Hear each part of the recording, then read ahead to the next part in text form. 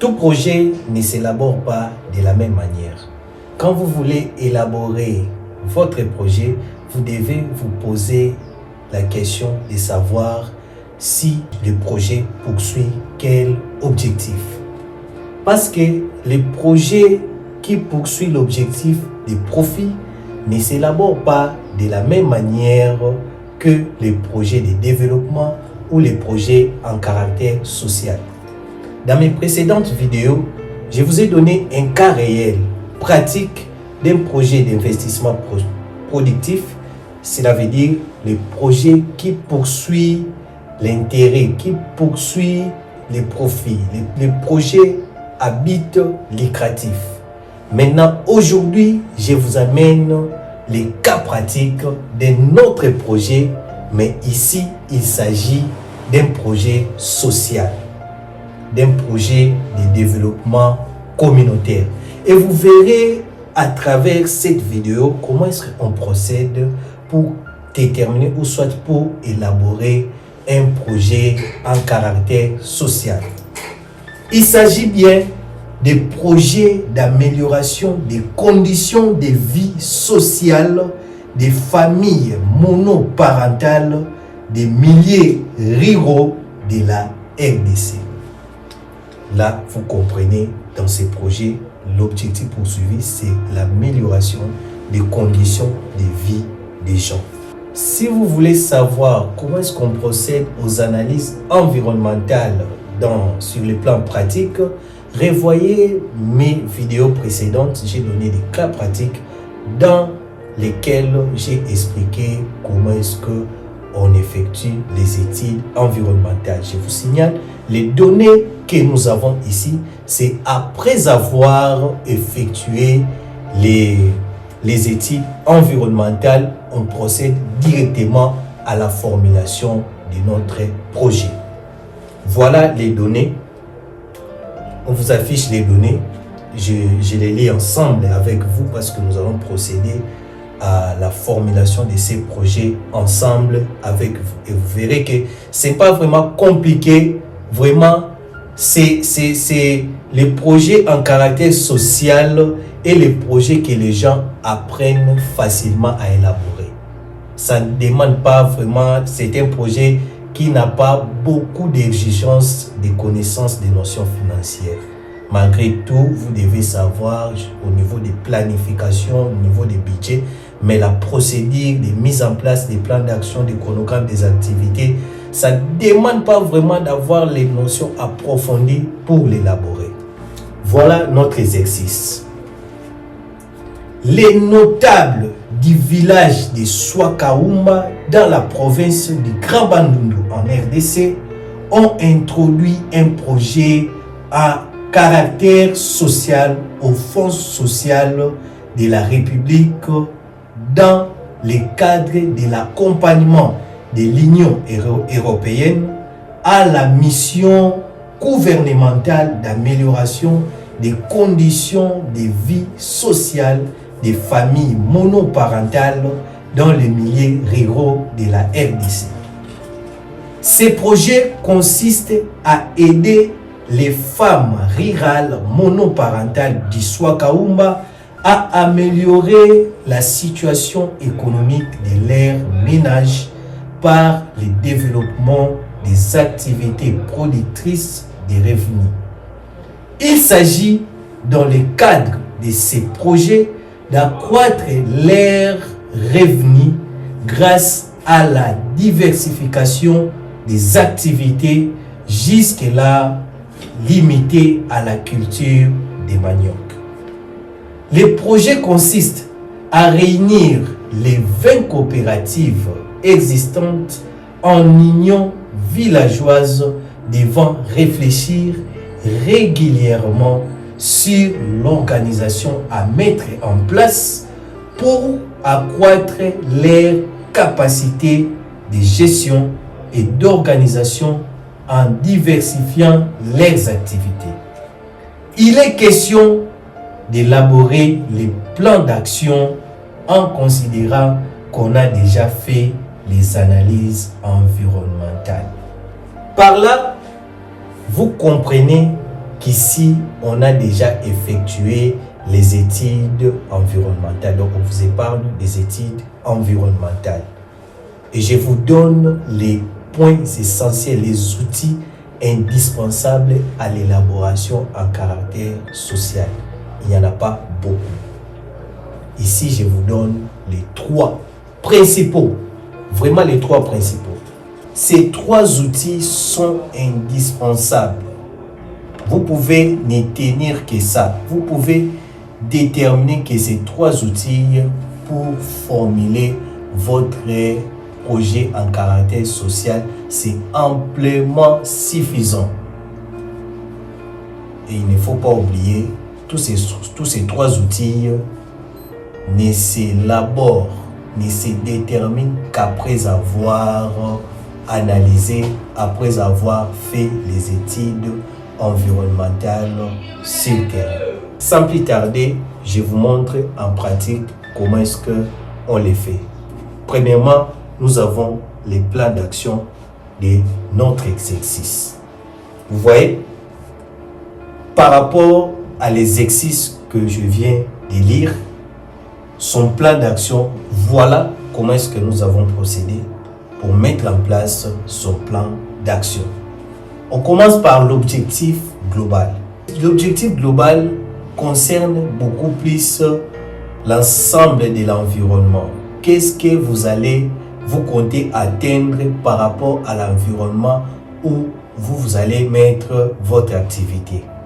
Après, nous avons l'objectif spécifique. L'objectif spécifique, c'est l'objectif poursuivi par les projets. Donc, l'objectif proprement dit des projets. Donc, tout ce que vous mettez en place comme les actions, c'est pour atteindre l'objectif spécifique. Et la réussite de l'objectif spécifique va vous permettre d'atteindre l'objectif général. Par rapport à notre projet, l'objectif général ou global, c'est l'amélioration, améliorer les niveaux de vie des familles monoparentales de Swakaumba. Donc vous voyez ici, on parle de la cité ou soit de la ville où on veut mettre l'activité.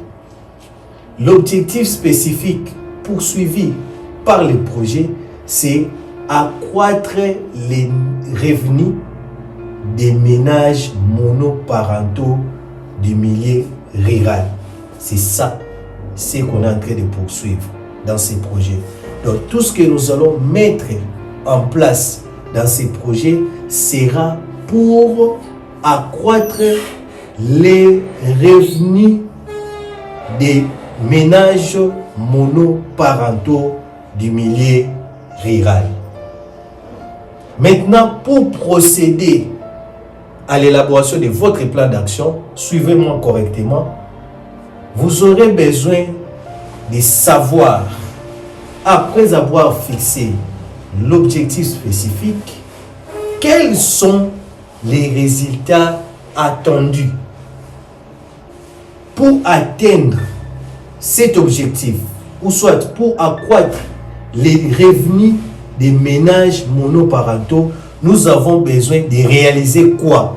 Qu'est-ce que nous avons besoin de réaliser pour accroître le revenu des ménages monoparentaux du milieu rural?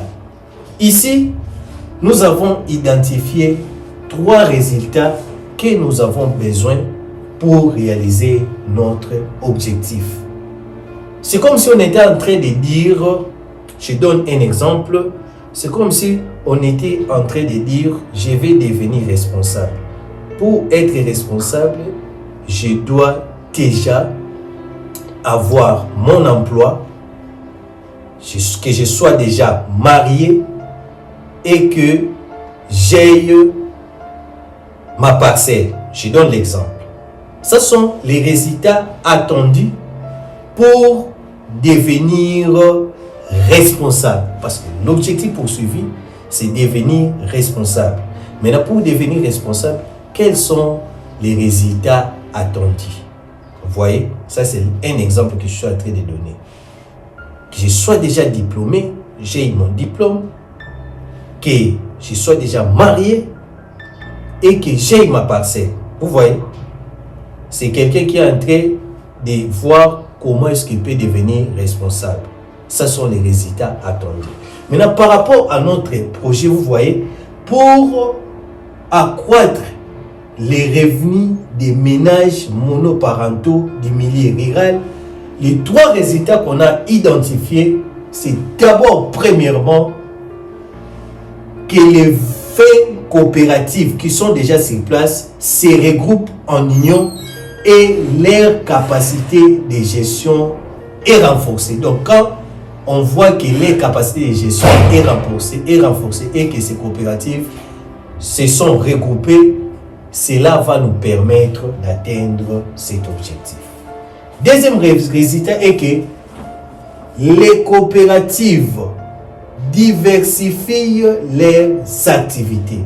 Donc, quand on voit déjà leurs activités se sont diversifiées, cela va nous permettre d'atteindre notre objectif spécifique. Troisième résultat attendu, c'est que les produits réalisés par les femmes trouvent des débouchés commerciaux. Donc, ces produits arrivent à être vendus. Cela leur permettra de réaliser les bénéfices et à travers ces activités, ils peuvent sortir de la pauvreté, ils peuvent améliorer leurs conditions de vie. Maintenant, ça ne s'arrête pas là. Quand vous définissez vos résultats attendus, vous devez aller encore loin, chercher à savoir quelles sont les actions, les activités que vous allez mettre en place pour réaliser ces résultats. Vous voyez, c'est comme ça qu'on procède lors de l'élaboration d'un plan d'action. Vous voyez, nous revenons au niveau des premiers résultats. Pour que les 20 coopératives se regroupent en union et leur capacité de gestion s'améliore, se renforce, quelles sont les activités que nous devons mettre en place? Premièrement, vous voyez, première activité pour réaliser ces résultats, on parle de renforcer les coopératives féminines en gestion financière. Donc, les éduquer en termes financiers et les donner des cours de gestion financière. Cela fera en sorte que leur gestion soit renforcée. Deuxième activité, c'est organiser des réunions de sensibilisation des coopératives. Donc, quand on organise des réunions de sensibilisation des coopératives, cela leur permet de devenir, soit cela permet à ces 20 coopératives de se regrouper. Parce que c'est ces résultats qu'on est en train d'attendre afin d'atteindre notre objectif. Et pour la réalisation de notre deuxième résultat attendu, qui est la diversification des activités de ces 20 coopératives, nous avons identifié 3 activités principales. Premièrement, l'identification avec les coopératives des nouvelles filières de production. Deuxièmement, organiser des visites d'échange avec d'autres coopératives. Ça, c'est pour diversifier leurs activités. Troisièmement, mettre en place des unités de production innovantes. Vous voyez? Donc, l'ensemble de ces activités vont permettre à notre organisation d'atteindre ou soit de réaliser ce deuxième résultat qui est la diversification des activités de ces 20 coopératives. Et pour la réalisation du troisième résultat attendu, nous avons prévu des activités principales. Premièrement, organiser une exposition de vente. Donc, cette deuxième activité qui est d'ouvrir et équiper des magasins vont permettre à l'atteinte de ce troisième résultat qui est de permettre aux femmes de trouver les débouchés commerciaux de leurs produits. Vous voyez, ici, on a prévu toutes les activités qu'il faut pour atteindre ces résultats. Et l'atteinte de ces résultats vont nous permettre de réaliser notre objectif spécifique. La réalisation de notre objectif spécifique va permettre à la cité ou soit la ville de se développer. Maintenant, partant des activités, vous pouvez définir les échéances pour chaque activité. Vous voyez, ici, c'est vraiment simple. Et ça saute aux yeux, même si on ne vous explique pas, vous pouvez comprendre facilement. Pour la première activité, former les coopératives féminines, on a mis un échéancier de 2 mois. Pour organiser des réunions de sensibilisation des coopératives, on a mis un échéancier de 3 mois. Pour identifier avec les coopératives de nouvelles filières de production, on a mis un échéancier de 1 mois et ainsi de suite. Vous n'allez pas vous arrêter là. Il faut déterminer les responsables des réalisations des activités. Ici, nous avons défini les responsables des réalisations de toutes ces activités. Et à la fin, il faut savoir la réalisation des activités exige des moyens qui peuvent être financiers, humains ou matériels. Et c'est les dernières colonnes. Sur les dernières colonnes, vous voyez, on a identifié tout ce qu'on a besoin pour réaliser les activités qui vont nous permettre d'atteindre nos objectifs. Vous voyez, pour première activité, former les coopératives féminines en gestion financière, on a besoin d'informateurs, une salle de cours équipée, on a besoin de supports, on a besoin de supports, on a besoin d'apprentissage, stylo, vous voyez les fournitures qu'il faut pour apprendre. On ne s'arrête pas là. Pour la deuxième activité, vous voyez ce qui est organisé des réunions, des sensibilités, des coopératives. On a besoin d'une salle, un animateur, vous voyez, pour réaliser cette activité. Ainsi de suite et ainsi de suite, vous verrez, pour chaque activité, on définit les moyens qu'il faut. Après avoir élaboré votre plan d'action, vous allez passer par l'élaboration de votre chronogramme des activités. Très important pour toutes sortes de projets. Très important pour toutes sortes de projets parce que c'est un outil qui va vous aider lors de la mise en œuvre de votre projet. Vous saurez voir les timings qu'il faut pour la réalisation de chaque activité. Ici, on identifie tout ce qu'on doit faire comme tâches. Vous voyez, c'est la liste des tâches. Tout ce qu'on doit faire comme tâches pour mettre en œuvre notre projet, ou soit pour mettre en œuvre notre activité. Vous voyez, bâtir une salle de cours, c'était prévu là-bas, dans les moyens et les activités à mener. Bâtir une salle de cours, ça va nous prendre 2 mois, janvier, février. Équiper la salle, le 3e mois. Trouver un formateur, le 3e mois. Support de formation, vous voyez, c'est bien. Là, vous voyez qu'on a mis en noir, c'est là, on identifie l'exécution de chaque tâche. Achat des cahiers et stylos, les fournitures pour l'apprentissage. Former les coopératives féminines en gestion financière. Ça, c'est à partir du mois d'avril et le mois de mai. Donc, vous allez comprendre, même si le plan d'action, on l'avait prévu pour 2 mois. Et ainsi de suite.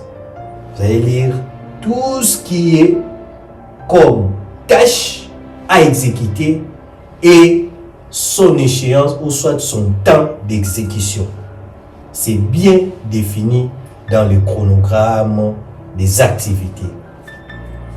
Après avoir élaboré votre chronogramme des activités, le dernier outil, c'est le budget. Là, je vous signale déjà que dans le projet en caractère social ou soit projet de développement, le budget est comme votre planification financière. Le budget est comme votre planification financière. Maintenant, comment est-ce que vous allez procéder? Vous allez voir ici, je n'ai pas mis les éléments, donc c'est un devoir que je vous laisse remplir à la maison.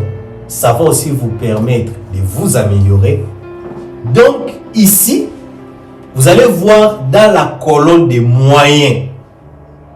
Dans la colonne des moyens, dans le plan d'action, on a défini tous les moyens qu'on a besoin, tous les biens qu'on a besoin pour mettre en place cette activité ou soit pour mener nos actions. Maintenant, parmi ces moyens, vous allez les enregistrer ici dans votre budget. Premièrement, vous allez voir les besoins en termes d'équipement. Équipement, cela veut dire les biens durables. Vous enregistrez ici. Vous enregistrez les besoins en termes d'équipement, construction des salles, les matériels, tout ça. Après, vous allez mettre les dépenses en termes de matières plutôt, les dépenses des matières et fournitures consommées. J'ai vu des fournitures scolaires là, toutes les fournitures, vous allez les mettre ici. Après, vous allez identifier les dépenses des transports consommés. S'il y a des transports prévus dans les moyens, vous les mettez ici. Donc, vous devez prévoir toutes les dépenses qu'il faut. Ça se trouve sur la liste des moyens. Dépenses des services extérieurs. Les honoraires que vous allez payer, les formateurs, vous les mettez ici. Vous déterminez aussi les dépenses sur rémunération. S'il y a des salaires qu'on doit payer les gens, vous les mettez dans cette rubrique ici. Et à la fin, tout ce qui reste comme dépenses diverses, vous allez les mettre ici.